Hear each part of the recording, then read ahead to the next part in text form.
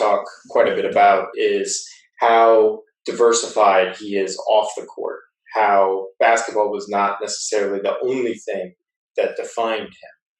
How important do you think that is? And obviously with yourself, you've got Black Santa Company, your production company, your video game company, you've been acting, writing, producing, directing.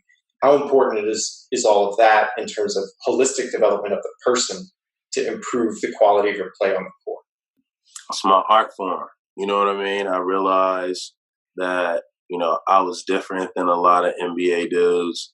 Like, I saw the game different than a lot of NBA dudes, probably the majority of them, right? I acted differently, you know what I mean? I had a different perspective.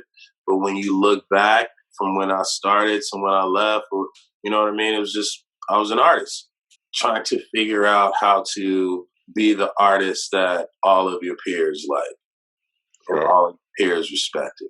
And that's a tough place to navigate because you have to, you know what I mean? You have to lead, you have to follow, you have to stand out, you know what I mean? And you got to stand up for yourself as well as other people.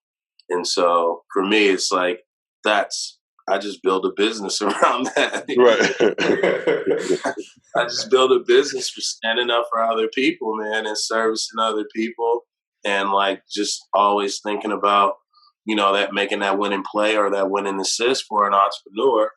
And then as an artist, like, I just keep creating my art, man, just keep creating my art. Like, I still keep basketball in my life. I love basketball. Right. I feel like there's so many basketball stories to tell. So I'm just going to start, making my way and telling these stories, right? And telling, not only these stories, but like finding the characters in this world and in this world of sports that, like we relate to, that we would laugh at, you know what I mean? And like, just like open up people's palette to one, say like, we're more than just, basketball players. And that's what I was really trying to do. I was trying to let people see that basketball players were artists, right? That's why I was doing movies. That's why I was like messing with the game and rap. That's why I was like, I was trying to do it right to show a lot of the players like, yo, we're closer to the artists than we are closer to like corporate brands. You know what I mean?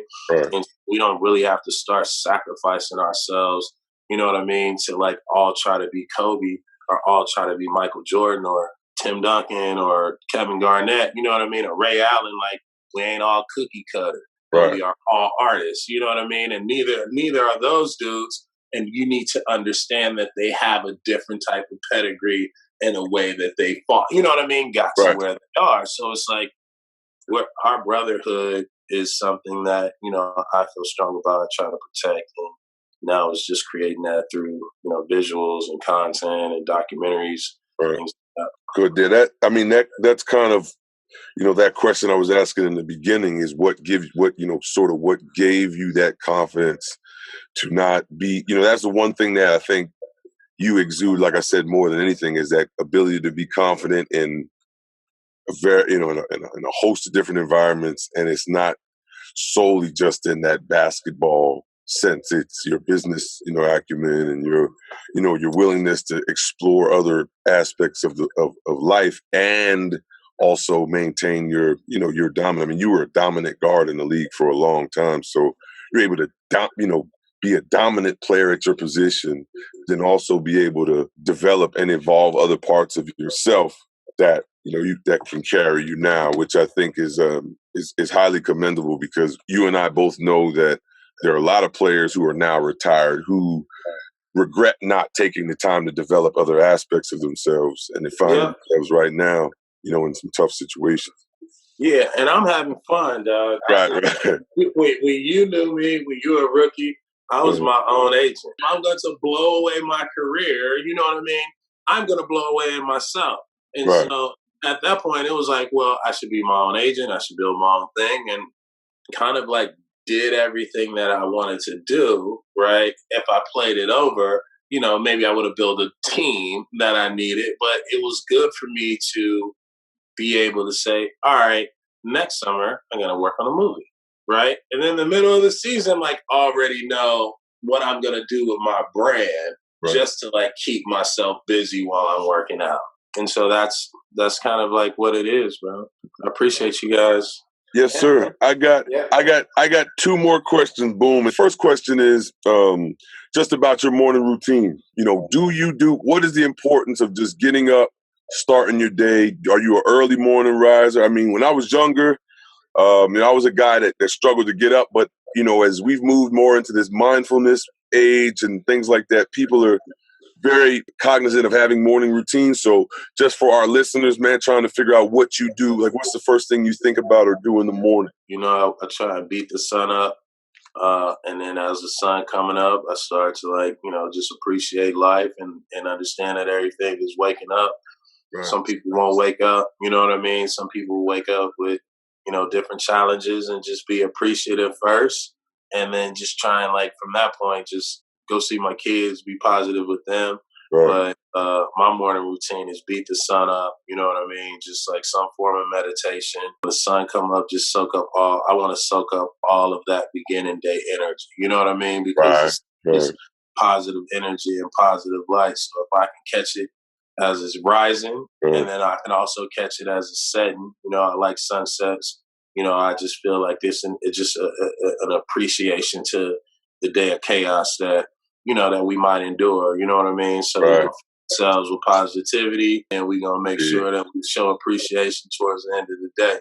And that's just really how I kind of base my day, and then just kind of taking time out, take a moment, find your pace. And then the last one is fail up moment. So did you have a point in your career somewhere where things didn't work out, where you failed, but you used that as a moment to catapult yourself into that next stratosphere? Yeah, I would say when I got traded from New Orleans, I would say it was a combination of me acting out. Demands weren't met. They wasn't trying to build no real team around us. And, I didn't behave the way I wanted to. I was my own agent, so I didn't, I wanted to get out, and I did not handle myself. You know what I mean? I wasn't the confident dude in the gym. You know what I mean? I wasn't the confident dude. I had lost a part of myself. And so I would say when I never forget, me and Byron Scott had a crazy beat.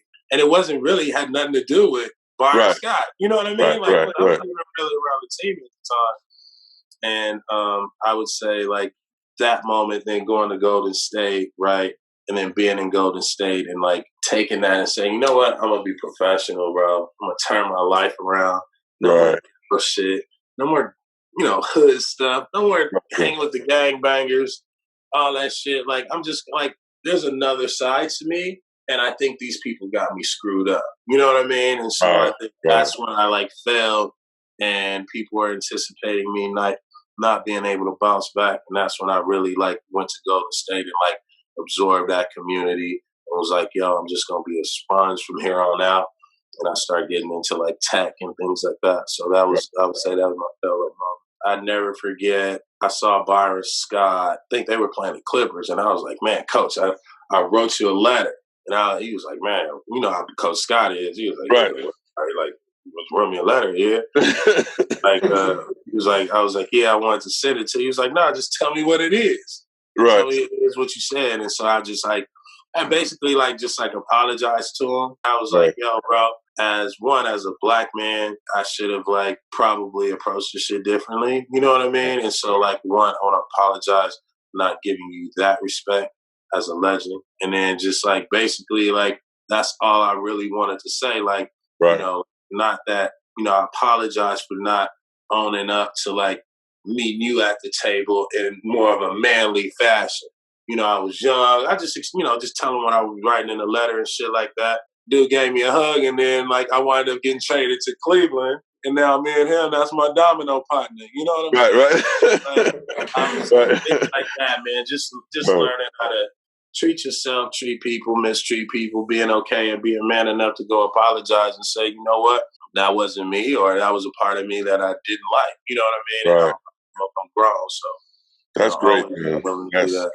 That's great, man. Because I had some similar stuff with B. Scott that we had to iron out, but I definitely respect that. Respect you. We appreciate your time, big dog. We really appreciate your time.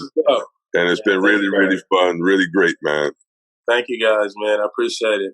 Anytime. I got to have y'all on my shit next. Yes, sir. Yes, sir, man. Let us know, man. All right, All right, man. Be good, bro.